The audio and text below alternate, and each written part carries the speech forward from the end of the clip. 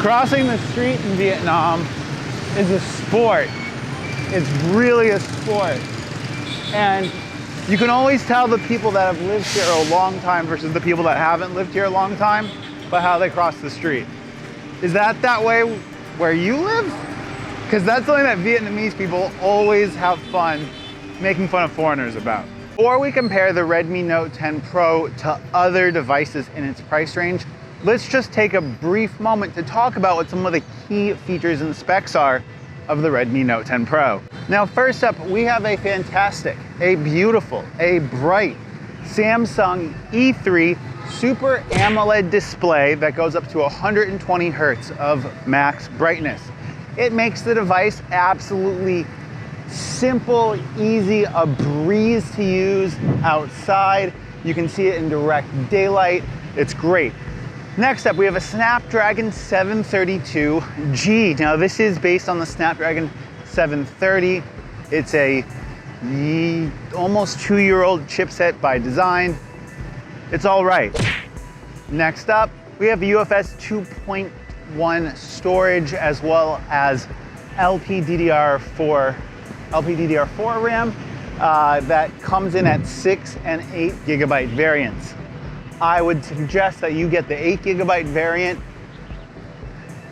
because it's UFS 2.2 storage. Now, the camera.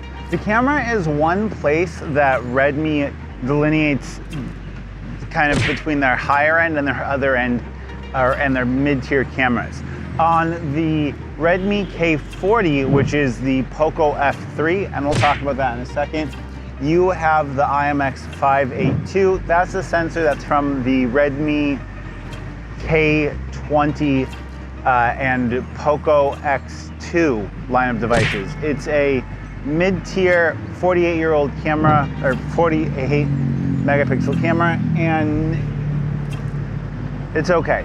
This HM2 sensor on the Redmi Note 10 Pro has fantastic daytime dynamic range because it's got an f1.9 aperture lens. It's not the biggest of apertures. But at the price point that this device comes in at, that's all very okay. Now, the first device that we're going to need to directly compare this to is the Poco X3 Pro. Now, the Poco X3 Pro comes with a Snapdragon 855, which is a good processor, although it is 2 years old. It comes with a 120 Hertz LCD display, a punch hole. The display is kind of the big downfall of that device. 5,000 milliamp hour battery, 33 watt charging, plastic body. And I think that if you are considering getting the Redmi Note 10 Pro, but you are a hardcore mobile gamer, skip the Redmi Note 10 Pro. It's not an amazing gaming device, and the Poco X3 Pro is going to get you considerably better bang for your buck when it comes to performance, although it wouldn't be as nice. If you want a device that does more than just gaming, Redmi Note 10 Pro. If you want horsepower, Poco X3 Pro. Next up on this list is the newly announced Redmi Note 10 Pro 5G, or as it's going to be getting sold in India and in Indonesia, the Poco M3 GT. Yes, the Poco M3 GT. The Poco, or is it the Poco X3 GT? The Poco X3 GT. I can't keep all these names straight. The Poco X3 GT is going to be the Redmi Note 10 Pro 5G. Dimensity 1100 chipset, really powerful chipset from MediaTek. It's a newer chipset, a lot newer chipset than what we have in the Snapdragon 855. Screen is the same kind of potatoey screen. The cameras, again, are going to be, I think it's a 64 megapixel camera on the Poco X3 GT, but again, these devices, especially the GT devices that are coming with the Dimensity processors, really seem like they're meant to be killer gaming devices. If only we had one of these MediaTek devices with an AMOLED display, I would be sold. We do, but it's gonna be out of this price range. Now, as you know, and as we like to play on the So You Want a game, we're gonna add $100 to the price of the Redmi Note 10 Pro, Redmi Note 10 Pro Max, which puts it right in line with the price of the Poco F3. Now, this is a little bit more difficult because you're paying a more premium price for the Poco F3.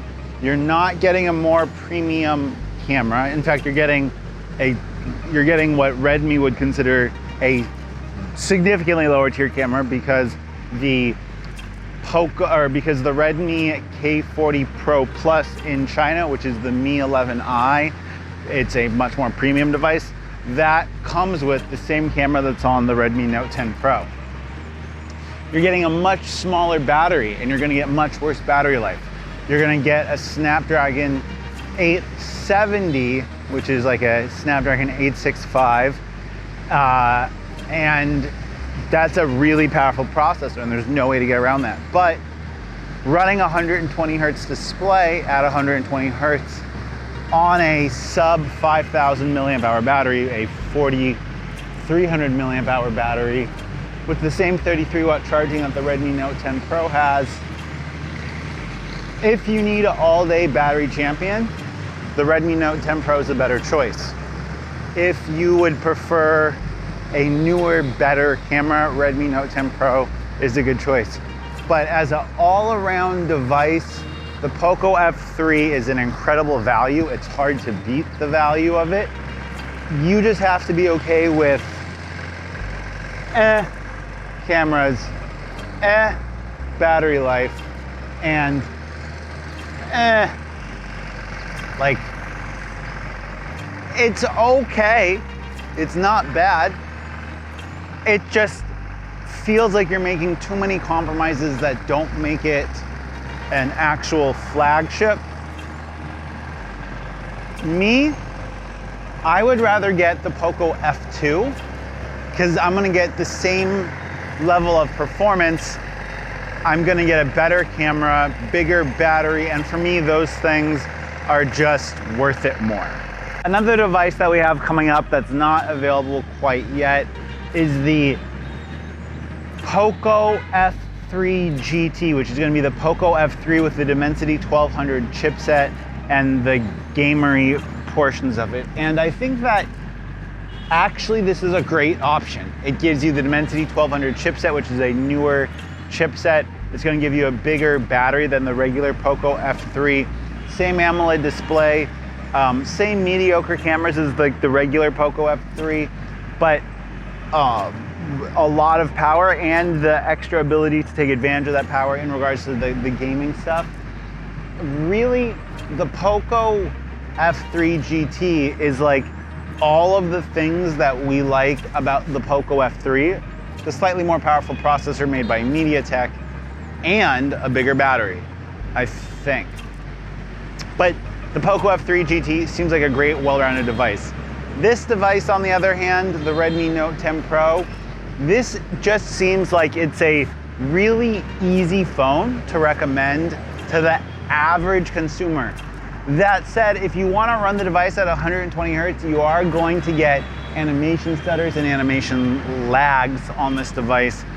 A Snapdragon 732G with MIUI is pretty difficult. Yes, there are ROMs that can fix this, but I don't recommend people use custom ROMs for a variety of reasons.